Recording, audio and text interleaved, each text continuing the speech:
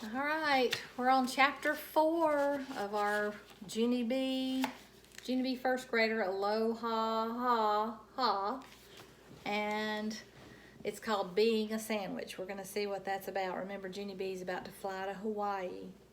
And while my house is quiet right now because I have everybody living in my house on conference calls in different rooms, so I'm going to read a few chapters. But today, or right now, we'll do chapter 4, Being a Sandwich. After we got to our plane gate, we waited and waited some more. Then at last, a man said it was time for us to board the airplane.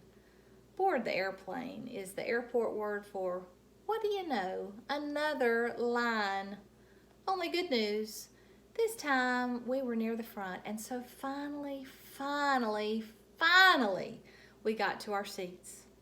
I get the window seat. I get the window seat. I called real loud, and I ran there speedy quick, and I sat right down. There was a teensy little shade on the window, so I pushed it up, and I pulled it down. It was a little bit stuckish. That's how come I kept pushing and pulling and pushing and pulling and pushing and pulling until it loosened up. And pretty soon, I tapped on Mother and Daddy. Watch me, okay? Watch me work the window shade, I said. I took a big breath. And I started right in. Up and down, up and down, up and down, I said. I stopped and breathed again, and then I speeded up just a little bit. Up and down, up and down, up and down, up and down, and just then Mother reached out her hand and she stopped my progress. Okay, good, fine, excellent shade work. Thank you very much, she said. Then she buckled my seatbelt. I stretched out my legs as long as they would go, and guess what? They reached all the way to the seat in front of me. Whoa, my legs are as tall as a giant, I said. I flattened my feet against the seat and I pushed and stretched some more. Then, all of a sudden, a lady in front of me popped up like a jumping jack and she spun around real angry. Would you please stop kicking my seat? She grouched. She does not look very happy. I don't like having my seat kicked. Mother quick took my legs down. Oh my, sorry, she said. It's her first plane trip. I looked at Mother very curious. But I wasn't even kicking her seat, I said. My legs were just being tall. The lady made a huh sound and she turned around again. After that, I stayed real still and I didn't move my muscles. Only wait a second. Hold the phone. Just then I spotted the cutest thing I ever saw. And it's called, hey, there's a little tray on the back of the grouchy lady's seat and it's folded up real flat. I leaned up and opened it. Huh, what would they think of next? I said. I practiced folding it in and out. Watch me, Mother, watch me, Daddy, I said. I stood up tall to demonstrate. In and out, in and out, in and out. In and bam. The grouchy lady popped up again. What in heaven's name are you doing now? She grouched. I did a gulp. There she is. That's what she looks like looking over. I'm demonstrating my tray table, I said. Mother's face looked embarrassed. She said she's sorry again. The lady did a snort and turned back around. Please, Junie B, said Mother, behave yourself. Do not touch that lady's seat one more time.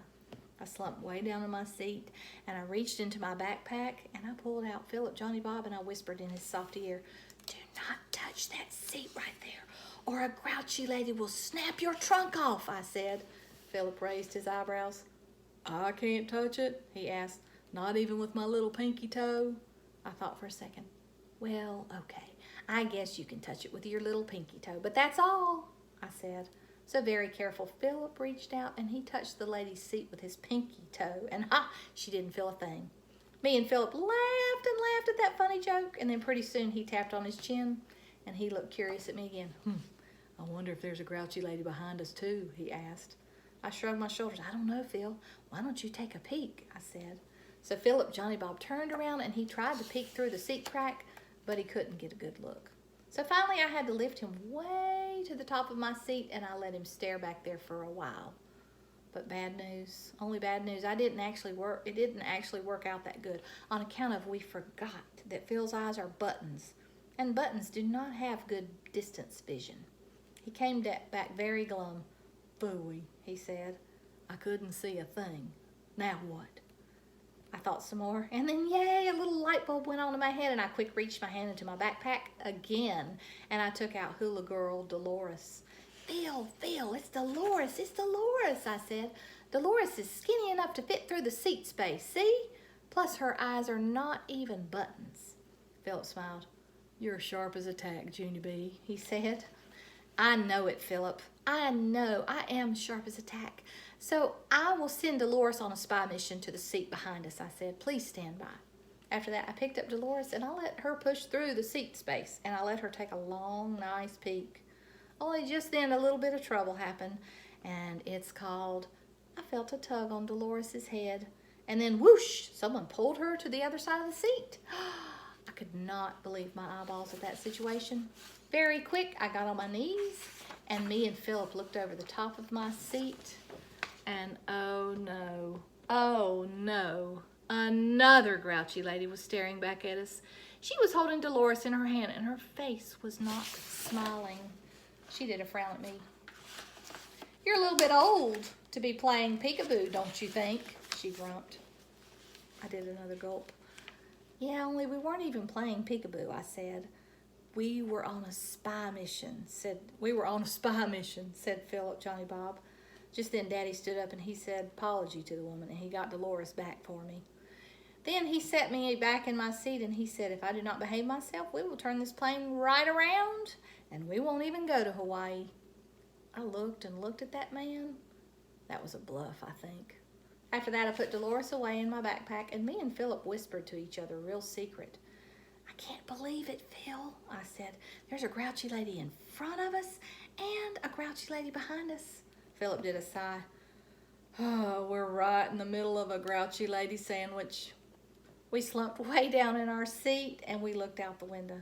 And whew, at last, the pilot talked over the loudspeakers, and he said, we are next in line for takeoff. Me and Philip Johnny Bob hugged each other real happy, and then yippee, the engines got very loud, and the plane started to move, and we went faster and faster and faster, and we went all the way up in the sky. It was just like a magic carpet, I tell you. There were puffy clouds wherever I looked. This view takes my breathing away, I hollered to Mother and Daddy. Mother smiled. Yes, it does, she said, but you don't have to shout. I pointed at my ears. Yeah, only there's airplane noise in my head, and so I can't actually hear my own voice, I explained.